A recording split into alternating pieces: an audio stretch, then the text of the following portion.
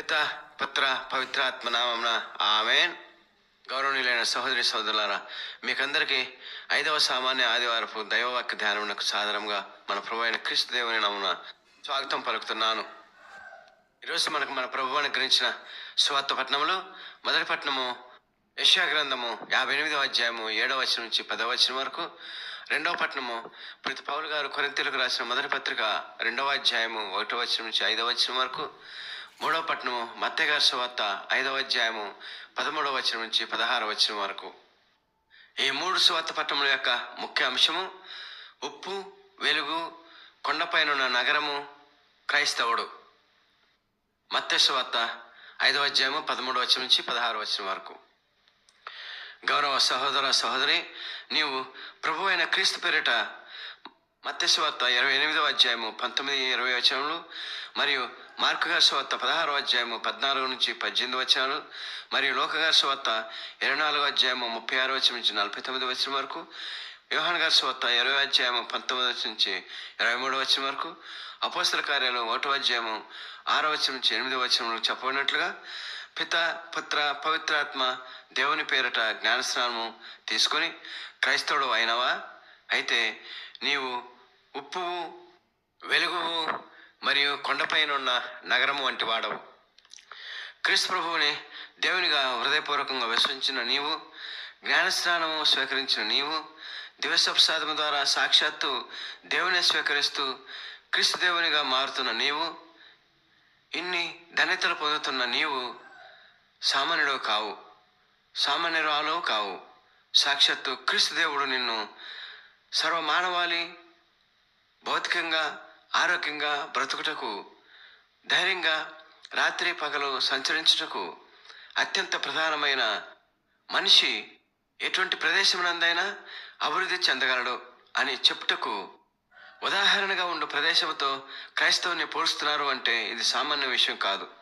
ఇంతకీ అవేమిటంటే, మత్తయి సువార్త 5వ అధ్యాయము 13వ వచనం నుంచి 16వ వచనంలో ప్రతి క్రైస్తవుని ఉప్పుగాను, వెలుతురుగాను మరియు కొండపైన నగరంతోనూ పోలుస్తున్నారు.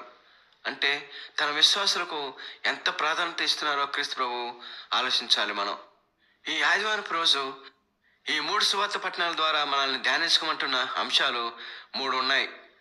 అవి ఏమిటంటే, మొదటి అంశము ఎందుకు క్రీస్తు ప్రభు క్రైస్తవులను ఉప్పుగాను, వెలుతురుగాను, కొండపైన నగరంగాను పోలుస్తున్నారు.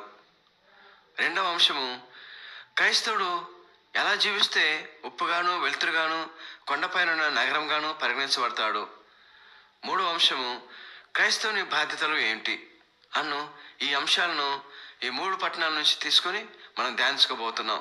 గౌరవనీయులైన సహోదరి సహోదరుల, ఇక మొదటి అంశంగా ఉప్పు యొక్క ప్రాధాన్యత గురించి తెలుసుకుందాం.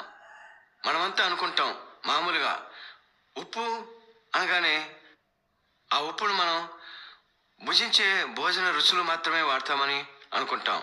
కానీ ఉప్పు ఉపయోగాలు చాలానే ఉన్నాయి.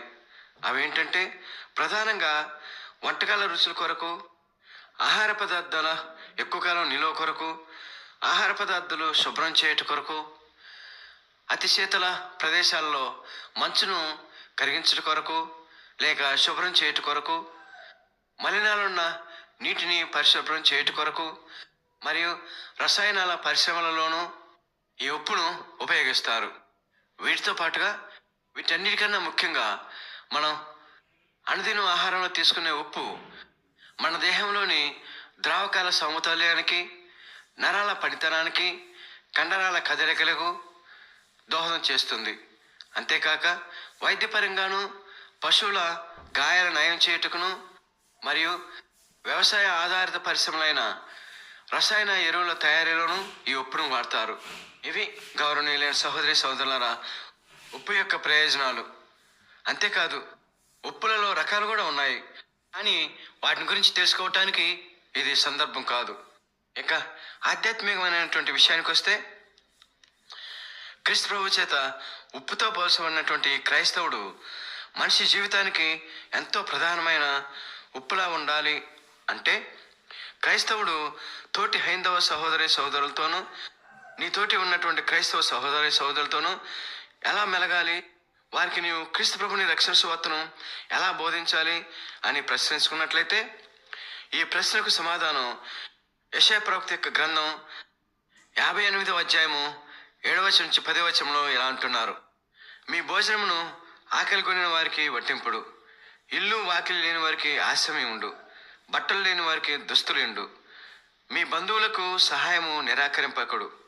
అప్పుడు నా కృప ప్రాతకాలము సూర్యుని వలె మీ పైకి ప్రకాశించును, మీ గాయములు త్వరగా మానును, మీ పుణ్యము మీకు ముందుగా నడుచును, నా సాన్నిధ్యము మీ వెనువెంట వచ్చును. మీరు ప్రార్థించినప్పుడు నేను మీ వేడుకలను ఆలింతును, మీరు మొరపెట్టినప్పుడు నేను మీకు ప్రత్యుత్తరం ఇత్తును. మీరు ఇతరులను పీడింపకుడు, అవమానింపకుడు, దుష్టవాక్కులు పలుకకుడు, ఆకలి కొనిన వారికి భోజనం పెట్టుడు, బాధితులను ఆదుకొనుడు. అప్పుడు చీకటిలో మీ మీద వెలుగు ప్రకాశించును, మీ చుట్టూ ఉన్న అంధకారము మధ్యాహ్నపు వెలుగుగా మారిపోవును. ఇవి గౌరవనీయులైన సహోదరి సహోదరులారా, క్రైస్తవుడు అయిన నీవు నిజంగానే నీవు నీ తోటి వారికి, హైందవ సహోదరి సహోదరులకు క్రీస్తు ప్రభుని ప్రదర్శించాలంటే నీవు చేయవలసినటువంటి పనులు, నిజంగానే నీవు ఉప్పు అని రుజువు చేసుకోవటానికి ఒక క్రైస్తవుడుగా జీవించవలసినటువంటి జీవితము, అప్పుడే ఉప్పు లాంటి నీ జీవితము సార్థకం అవుతుంది. అందుకే మన తెలుగులో సామెత ఉంది కదా, వంటకాల విషయంలో అన్నీ వేసి చూడు, నన్ను వేసి చూడు అని అన్నట్లుగా. ఇక రెండవ విషయమైనటువంటి క్రైస్తవుడు వెలుగు అని ఎందుకు క్రీస్తు ప్రభువు చెప్తున్నారో తెలుసుకోవడానికి ప్రయత్నం చేద్దాం. ఉదాహరణకి పిల్లలు చదువుకుంటున్నటువంటి పాఠాల్లో సాంఘిక శాస్త్రంలో భౌగోళిక అంశాలైన సూర్యరశ్మికి సంబంధించి సూర్యరశ్మిని భూమిపైకి ప్రసరించినప్పుడు కొంత సూర్యరశ్మి లేక సూర్యకాంతి చంద్రునిపై పడి లేక చంద్రుడు గ్రహించి అదే సూర్యకాంతిని సూర్యుడు ప్రకాశించని ప్రదేశంలో అనగా రాత్రిగా ఉండు ప్రాంతాల్లో ప్రకాశిస్తుంది. దానినే మనం వెన్నెల అంటాము. అలాగే క్రీస్తు దేవుడు తెలుపు వెలుగు అను పదం ఆధ్యాత్మిక పరిభాషలో సత్యము, రక్షణ అను అర్థంగా తీసుకొనబడతాయి.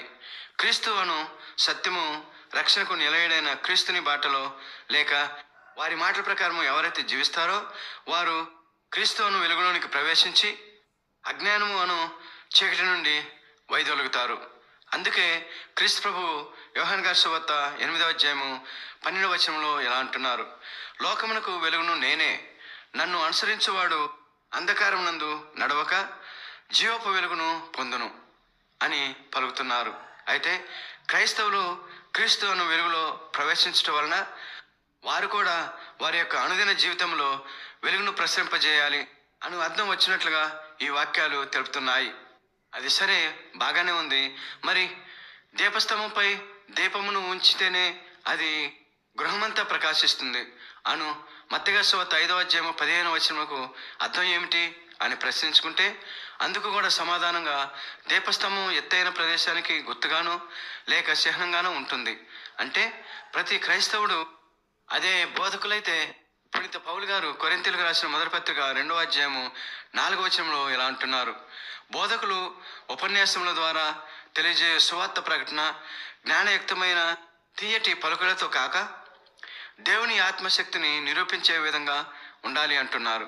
అంటే బోధించే సమయంలో బోధకులు నిల్చొని ఉండు స్టేజీలను లేక ఎత్తైన ప్రదేశాలను దీపస్తంభాలుగాను బోధకులను క్రీస్తు ప్రభువుగా పోలుస్తున్నారు. అంటే స్టేజీ మీద బోధించు బోధకుడే క్రీస్తు ప్రభు రూపంలో ఉన్న వెలుగు అని అర్థం. మరి క్రైస్తవుల సంగతి ఏంటి అని మనం ప్రశ్నించుకుంటే క్రీస్తు ప్రభు క్రైస్తవులను కూడా దీపస్తంభాలుగా పోలుస్తున్నారు. ఎలాగంటే క్రైస్తవులు సంఘ జీవితంలో తమ హైందవ సహోదరి సోదరుల మధ్య జీవిస్తున్నారు కాబట్టి వారితో సంభాషించినప్పుడు విశ్వాసులకు లేక క్రైస్తవులకు హైందవ సహోదరి సహోదరులకు మధ్య జరుగు సంభాషణ సమయంలో క్రీస్తు దేవుని గురించి మాట్లాడే సమయంలో ఎక్కువగా క్రీస్తు దేవునికే ప్రాధాన్యత ఇస్తూ మాట్లాడాలి. క్రీస్తు దేవుని గురించి విషయాలకే ఎక్కువగా ప్రాధాన్యత ఇవ్వాలి. ఆ సందర్భంలో నీవు దీపస్తంభంగాను క్రీస్తు దేవుని గురించి మాట్లాడు మాటలో క్రీస్తు దేవుని యొక్క వెలుగుగాను లేక దీపంగాను ఉంటుంది. ఆ విధంగా దీపస్తంభంగా ఉండు నీ ద్వారా నీ హృదయంలో ఉన్నటువంటి క్రీస్తు ప్రభువు దీపంలాగా నీ ద్వారా నీ హైందవ సహోదరి సహోదరులకు ప్రకాశిస్తారు. ఆ విధంగా హైందవ సహోదరి సోదరులు నీ ద్వారా క్రీస్తు అను వెలుగును చూడగలుగుతారు. దేవుని చిత్తమైతే వారు ఆ క్రీస్తు అను వెలుగులోకి ప్రవేశిస్తారు. ఎలాగైతే సూర్యుని నుండి చంద్రుడు సూర్యరశ్మిని స్వీకరించి భూమిపైకి రాత్రిళ్ళు చల్లటి వెన్నెలుగా ప్రకాశించినట్లుగా. పునీత పౌలు గారు కొరింథీయులకు రాసిన మొదటి పత్రిక 2వ అధ్యాయం 5వ వచనంలో ఈ విధంగా చెబుతున్నారు. కనుక మీ విశ్వాసము మానవ వివేకమై కాక దేవుని శక్తిపై నిలిచి ఉన్నది అని చెప్పినట్లుగా ప్రతి సామాన్య క్రైస్తవుడు సంభాషించాలి. ఇక 3వ అంశంలోకి వచ్చినట్లయితే కొండపై కప్పబడిన నగరము మెరుగై ఉండజాలదు అను అంశంలో మనం చూసుకున్నట్లయితే క్రీస్తు ప్రభువు కొండపై ఉన్న నగరమును తండ్రి దేవుడు కొలువై ఉండు మోక్షరాజ్యంతో పోలుస్తూ ఆ నగర పౌరులను క్రైస్తవులని కొండపైన ఉన్న నగరము మంచి కట్టడాలతోనూ అందమైన భవనాలతోనూ వీటన్నిటితో పాటుగా దేదీప్యమానమైనటువంటి వెలుతురు దీపాలతో ప్రకాశిస్తే అది ఏ విధంగానైతే చూపర్లను సందర్శకులను ఆకర్షిస్తుందో అలాగే క్రీస్తు ప్రభువు ఆకాశమందున్న తండ్రి దేవుని క్రైస్తవ విశ్వాసులు సత్కార్యములతో అన్యులను ఆకర్షించి తండ్రి దేవుని మహిమను చూసినట్లుగా జీవించమంటున్నారు. వారి ముందు తండ్రి దేవుని వెలుగును ప్రకాశింపజేయమంటున్నారు. గౌరవ క్రైస్తవ సహోదరి సహోదరులారా, ఇది గౌరవనీయులైన సహోదరి సహోదరులారా, ఇక ముగింపుగా ఈరోజు క్రీస్తు ప్రభు 5వ సామాన్య ఆదివారం బోధించు దేవుని మహిమాన్విత సందేశం ఇది. మరి ఈ సందేశాన్ని ఆలకించిన మనం ప్రభువు చెప్పినట్లుగా ఉప్పుగాను వెలుగుగాను కొండపైనున్న నగరంగాను ఉంటూ తండ్రి దేవునికి సాక్ష్యముగా ఉందామా? గౌరవ సహోదర సహోదరి, మరి క్రీస్తు దేవుడు ఈరోజు మనకు సందేశంలో తెలిపినట్లుగా మనం జీవించాలంటే పౌలు గారు కొరింథీయులకు రాసినటువంటి మొదటి పత్రిక 2వ అధ్యాయము 5వ వచనంలో చెప్పినట్లుగా మన విశ్వాసమును దేవుని శక్తిపై నిలుపుదామా? అందుకు సహాయం చేయమని తండ్రి దేవుని వేడుకుందామా? రండి ప్రార్థన చేద్దాం. దయచేసి అందరూ నాతో ఏకీభవించి తండ్రి దేవుని విన్నపంలో పాల్గొనవలసిందిగా మేము కోరుతున్నాను. ప్రార్థన. ప్రభువా, పవిత్రుడా, నీవే సత్యము జీవపు మార్గమే ఉన్నదేవా, కరుణించండి ప్రభు. మాపై మీ ఆత్మశక్తిని కురిపించి మేము ఈ భూమిపై ఉప్పుగాను వెలుగుగాను మరియు పరలోకము అను ఎత్తైన నగరమందు నివసిస్తున్న మీకు మహిమ తెచ్చిపెట్టు వారముగా జీవించు భాగ్యము ఈ యూట్యూబ్ ద్వారా మీ మహిమాన్విత వాక్యమును వింటున్న వారందరినీ దీవించి మీ కృపకు ప్రేమకు ఆదరణకు పాత్రలు చేయమని మేము మా రక్షకుడును ప్రభువును అయిన క్రీస్తు దేవుని నామమున ప్రార్థిస్తున్నాం తండ్రి. Amen, amen, amen. పిత, పుత్ర, పవిత్రాత్మ త్రియేక దేవుడు నిరంతరము స్తుతించబడుదురుగాక, కీర్తించబడుదురుగాక, ఆరాధించబడుదురుగాక. ఆమెన్. పిత, పుత్ర, పవిత్రాత్మ త్రియేక దేవుడు మనందరినీ దీవించి కాచి కాపాడుతూ ఈ వారం అంతా మనకు తోడై ఉందురుగాక. ఆమెన్.